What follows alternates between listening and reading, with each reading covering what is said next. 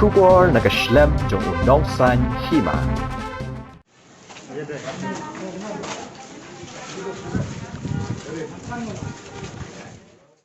Ka Khasi Student Union Jowai Circle hene kasngi kala lej ban khang tala ya ka State Bank of India Menso branch kabadon hapramer kani ke jingkhang ya ka bang galong hadin baka senggalayo jing ujor na upaj ba halor ke jing bomdon ka passbook machine bat ke ATM na kalyang ka issue kala ujor sya ka SBI Menso branch ha ka arpa artarik ubnai ba anriu arhajar arpway habayadei bat kani bat kala ai poru sibnai ban pen urlong ya kejing dawa jongki bat jong upaj ba hanrei kebas ngausi kalong bawat hadin arbanai ru 4 urlong habayedei berkejing don kam jongki paj ba kaba u branch manager ulakular hak arp arterik ubnai ban riu arajar arpway ban pha ya kejing dawa jong upaj ba syaki bor bahalor hanrei hadin ba ke ki issue kala lek ban ya kendo bat ban pen shisha la kejing dawa jongki la pen urlong ne em na kaliang u branch manager ulayatu ba ulakum delete ya ki email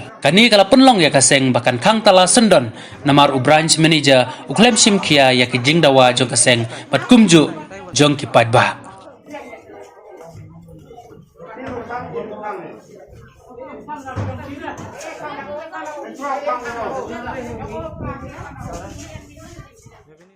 Jadi itu pelimnya koi gini setiap hawan biang ini bentar lebih passport. Jadi tidak ihang hagi tega naurim iya ni sur yang pak wa ikang ika wa indiman yang pak ba atau penbiang ini kan. Tapi bang yang sama. Ini semua ada kawan yang di Allah kan banyak. Man orang lain saya kan orang orang kayak itu. Baru saya penbiang meeting itu dah. Ya pergi meeting ini dah i sur yang pak ba ke meeting yang kan ada live file. Itu kat walaupun penyuruh di kelang. Nanti dah ilabu itu kot wadawai lo untuk dengan kami yang kuat. Ya, nggak kan dia prakasi pernah ini. Baru sampai lah ilo pernah itu hujan. Oh pernah itu hujan. Kata ember kan pernah itu kopong. Mantan satu kali lah. Itu betul yang susah. Penjak kita di file gua sih daftar saya.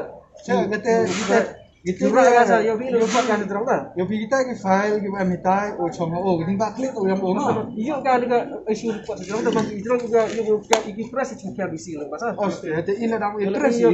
Ini pembuang. Dah press. Kita ke file ke passbook ke MITI ke jing tak klik oh yang oh.